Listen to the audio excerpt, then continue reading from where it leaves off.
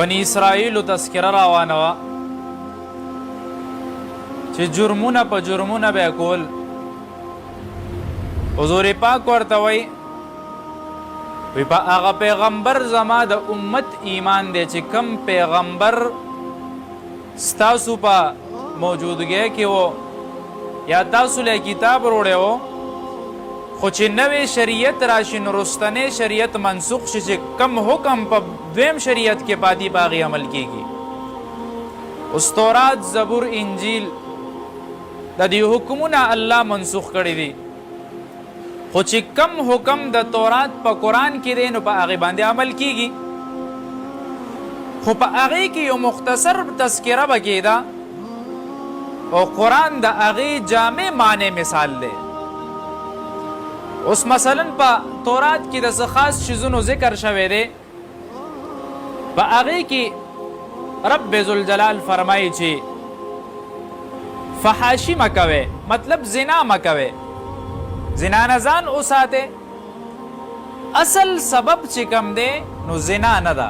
قرآن د هغې تذکره کوي لا تقربوا الزنا انه کان فاحشا و مقتا چې ته د دې سبب ته نږدې کېږه چې د دې سبب کم یو کار دی چې هغې ته ته نږدې کېږه ته به په ګناه کې مبتلا کېږي. اصل شي سبب دی. اوس چې یو سړی ښځې ته ګوري پیغمبر وی د سترګو زنا ده په ژبه ورسره نامحرمې سره خبرې کوي وی د ژبې ګناه ده هغه طرف ته قدم اخلي نو د خپو ګناه ده.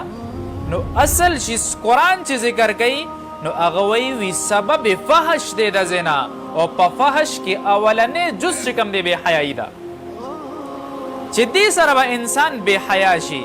پیغمبر وی اذا فاتک الحیا ففعل ما شئتم چې کله د حیا ختمه شوه چې څه کې کوه مطلب دا نه چې تا ته اجازت شو بیا چې ته یو کم عمل کې نو تا ته به هغه عمل بد نه ښکاري ته به ګناه کې هلته به پې فخر کې دلته کې به زنا کې په هغې باندې به ته فخر کې چې یاره وګوره ما خو زنا وکړه زه خو لوی مجرم یم او خوشحالیانې به پې مناوې.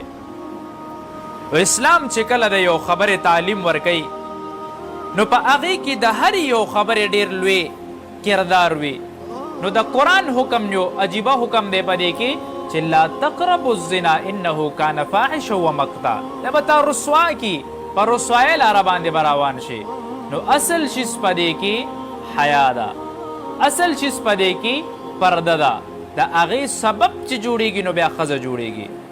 لکه د زنا سبب چې جوړېږي سړي م څه ښه نه دی خو د ښځې لباس جوړېږي د هغې چال چلن جوړېږي نو د دې شي نه ځان ساتل پکار دي.